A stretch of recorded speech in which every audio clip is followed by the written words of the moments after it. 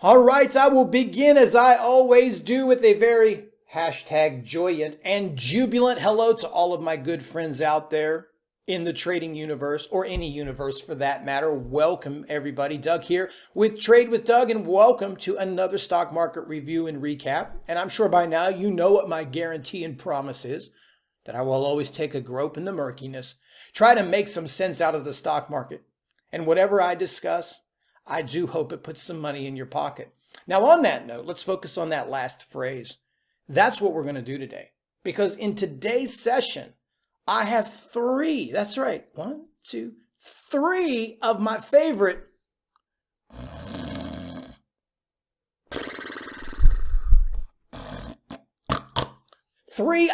top sleeper picks. And I think these stocks are going to rise from the ashes like the phoenix and explode. Or at least I hope they do. And that's the point. We're going to find out here real soon. Before that, I just want to touch on something real quick. I want to rewind, and I promise I'm not going to do the rewind skit. I think it was Jody down there in the box that said, that reminds me of Max Headroom. And I'm like, wow, that's a blast from the past. Max Headroom. If you guys don't know what that is, Google it. Oh, man. Wow.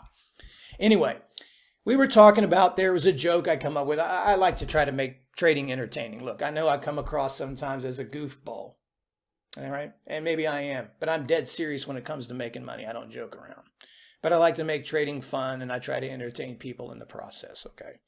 So I said the QQQ got kicked out of the band, like the YM was on drums, and the IWM, like David Lee Roth got kicked out of Van Halen, and that's because it was the QQQs that got all the attention post-Corona rally, right? Everybody was buying the growth stocks. They were going up thousands of percent. Look, things just don't go up forever like that. Stocks don't go up all the time. That's a myth, and that's some YOLO, diamond hands, late stage, I don't know what you want to call it, ignorance. Stocks don't always go up. Some of them get smoked, and smoked badly. But that's another topic. I felt the Qs were going to go higher, that it was just a rinse cycle, and there were mainly two reasons. One was the one that I highlighted out of there first of all, and that was the rest of the indices. You had the Dow just exploding every day. And you know what, guys? Nothing's changed. We come over here, we look at the YMs, which is the Dow 30. Look at this thing. Every day, brand new highs. This is bullish. So if you're looking at this only, you don't even know there was a growth stock correction, right? If you're looking at the SPY, we talked a couple of weeks ago about 4,000, and I thought, well, maybe it's off the table after this small little pullback. Maybe there's some resistance there. Nah, it's back on board already here, just within a tick or two of another all-time high. It would be hard yet again to not think this thing doesn't go to 4,000, SPY 400, IWM, same thing. Really, it was just an isolated pullback in the Qs. So what does that mean, guys? Well, first of all, pullbacks happen all the time. You come back here, you look at this chart. It's not the first time you've seen it. This was like in September. This was like in October. So, just in the recent past here, a few months ago, this thing went through a few percentage point corrections. It's part of the rhythm. So when we're looking at these charts, it's called chart pattern. We all know what a pattern is. Stocks move in sort of a pattern, up, down, up, down, up, down. I'm trying my best to draw this thing. I broke my mouse earlier. It had nothing to do with the trade. I knocked it off the trade. I swear, it had nothing to do with the trade. Now I'm trying to draw it on this stupid pad. Anyway, they kind of go up and down like that. Not like that. But anyway, that's how all stocks work. Everything must be corrected. So it was sort of this rinse cycle. That was one that was just a normal correction. And the second, obviously, was the fact that the rest of the indices went higher. So I do believe that this one at least attempts to go back much higher than where it was, or at least get back up towards the highs. This could be a great buying opportunity, and I think now is a good time to look at some stocks that are down at the bottom. Now, definitely, this is the stock market, and it is irrational as hell. And anything can change. That's why you will never say me, I guarantee shit, because I don't know. Just as anyone else doesn't know. You just formulate either a plan A and a plan B, and then you go with it. You have to sort of wait for the market to show its hand, and then you follow through with it, Nobody knows. And I will just tell you this, though. If this thing does not hold, and you come back down here and you break through these lows, it's going to get nasty as far as the aggression and selling, and you're probably going to end up somewhere back down into this range here. But still, that's only taking us back to the summer. It's not like you gave up that that much. So everything still looks intact. Now, let me get to what you came here for. You guys want to know about these sleeper picks.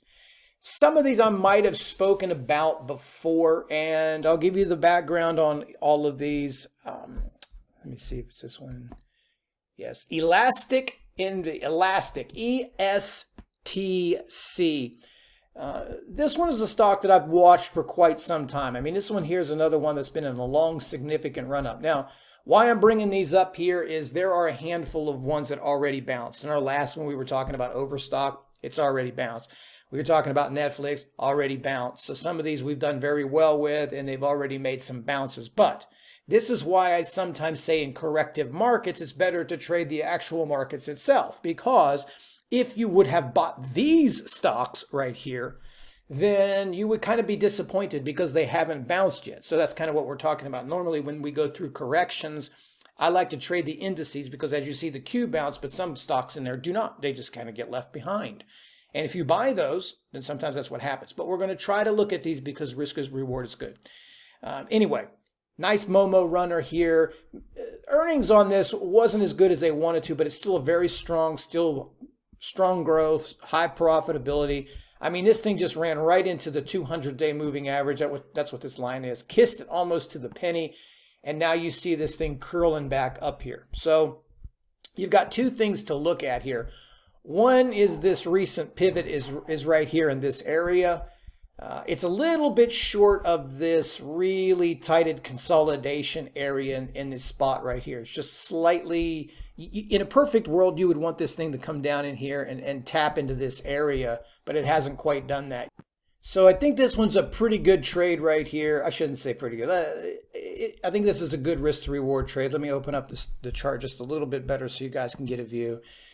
You can either buy it right here with a tight stop under this. I would give it a little bit of room under here, but I can see this thing doing a little bit of a check mark, curling right off of this thing and at least trading back up here. Now, I'm not saying that all of these stocks are going to be like they have been. Like lately, I had been doing these bounce plays and targeting highs and then a move back from highs, very much like it did right here, pulling down into support, then not only bouncing and breaking through resistance, but also making another high. So I'm not expecting this thing just to go right up here. I'll take it if it does, but I think that's being a little too optimistic. But I like this risk to reward wise. Markets left it behind. If nothing else, there's a quick little cash bounce on this one here. So keep ESTC on the list. Now another one that I want to look at here is Teradyne, T-E-R, Teradyne. Same thing, another really strong stock. Now, I mentioned earlier, I used the word pattern, like how stocks move up, move down, up, down, and they sort of have a repetitive sequence within themselves. So if you kind of block out this piece of the chart, you look at this big breakout here where Teradyne really made a large move, then aggressively just dumps. You know, the last time the market corrected there, it did the same thing. It pulled back really deep, found a support here and did the same thing, this V-shaped rally down and then straight back up, and this time it went through and made a new high. Now I'm not saying that we're going to make a new high, but we have a similar pattern here with a maybe a little bit longer extension as far as time is concerned.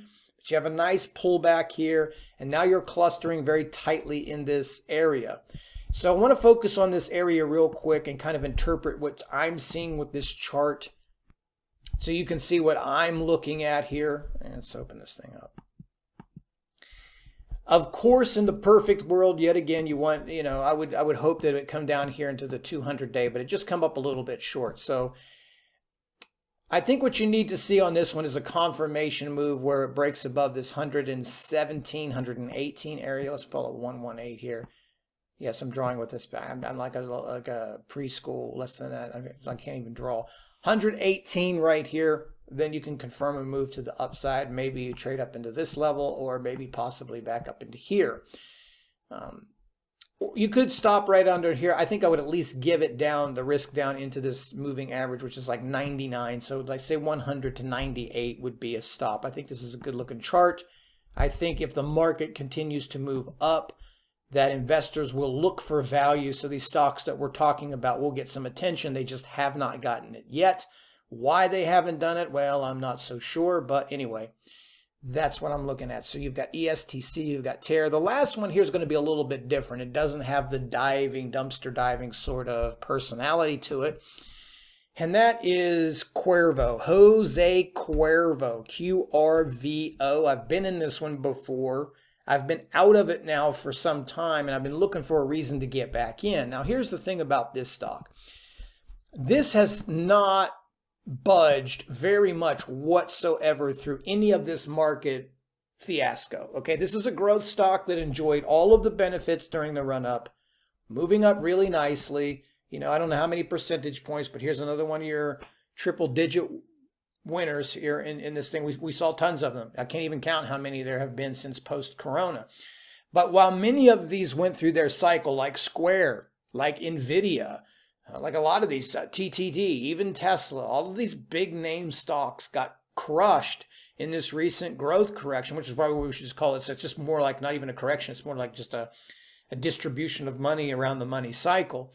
But this has really good relative strength. It remained very strong in the market. So when you guys are thinking about relative strength, the beauty of that is that in a bull market or in strong markets, it gets the benefit by enjoying the run-up. When the markets go down, it doesn't go down as far as the rest of the market. So you got a market that's down 12%. This is not. I mean, this is a pretty good, solid, just standard kind of flag here. I mean, this is really tight consolidation, the way I'm looking at it, really good relative strength. I probably would have started a position in this one today, but it was already +9, and I don't feel like I don't want to chase +9. I'd rather get maybe a tiny little pullback. If we can look at this chart just a little bit closer to give you guys a good view of what I'm seeing here. I mean, you could get along here with a stop right under this range, but I think this thing will eventually grind back up to the 189s and maybe ultimately click off the 200 level. So my sleeper picks is number 1, ESTC. The other one I've already forgotten. And the third one is Cuervo. It's so late in the day. I know you guys are sitting behind your screen. You're yelling, no, it's this one. No, it's this one. It's this one. So anyway, watch those stocks here going into tomorrow. I think we've got some really nice dip plays that we could watch. Some that have been left behind by the market. We'll see if they work out. As always, respect your stops. We don't know if this is a bull trap or not, but there are some attractive opportunities I feel risk to reward wise we should be invested in. So let's see how these things work out, and I'll be back here in the next day or so, and we'll talk about them. Until then, take care, trade well.